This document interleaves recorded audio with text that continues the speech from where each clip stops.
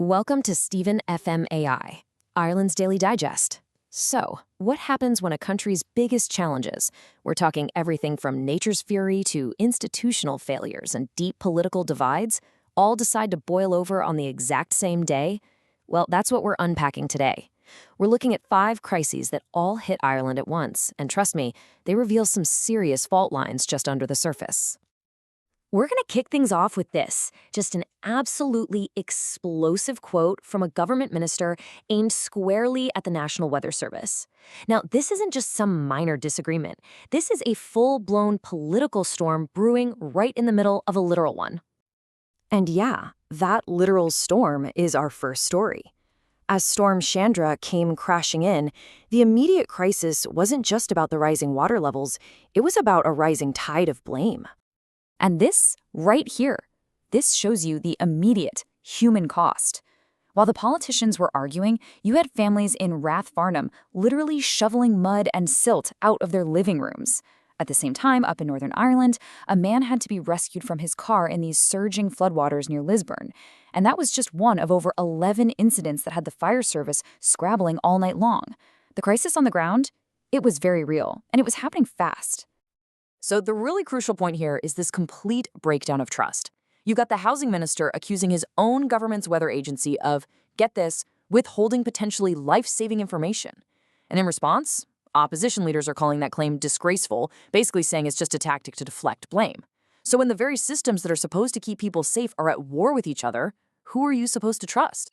All right, from a breakdown in public safety, we're going to pivot to a really bizarre failure in the justice system.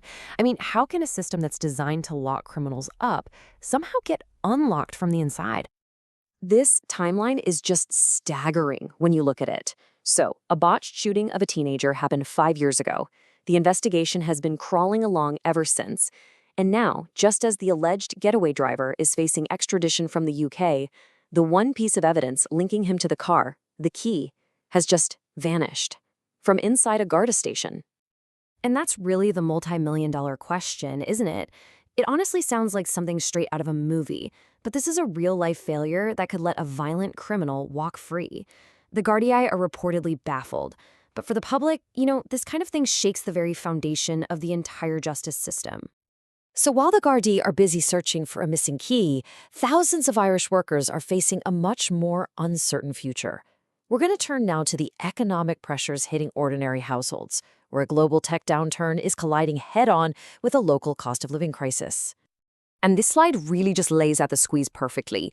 On one side, you're seeing a crack appear in the whole Silicon Docks economy, with Amazon cutting 300 jobs right here in Ireland. At the exact same time, VHI is hiking its premiums by 3%, which hits 1.2 million people.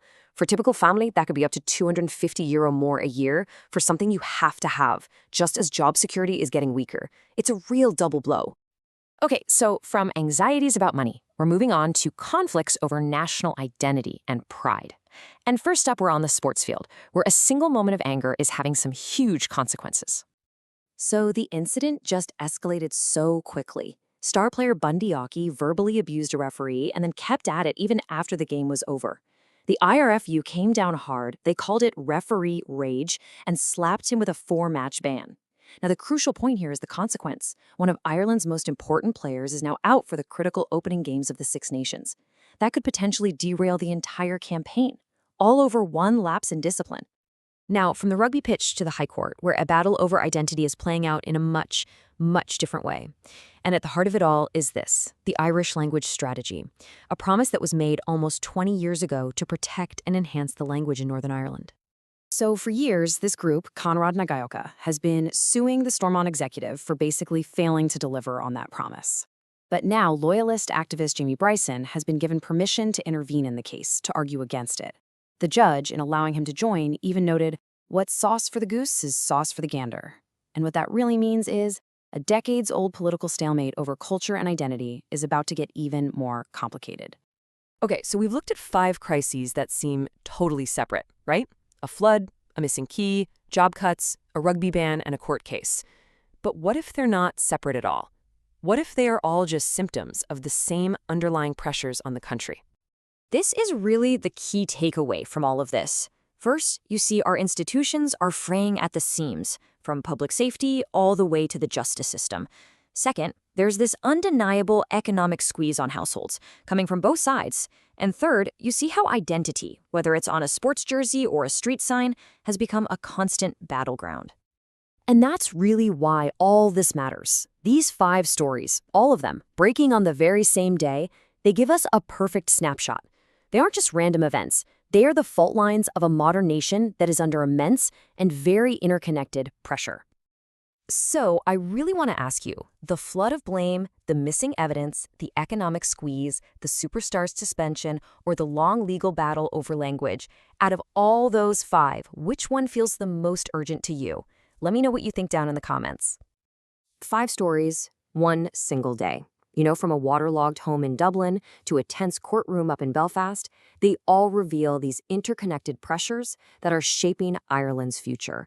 And that's the latest from Stephen FMAI, Ireland's Daily Digest.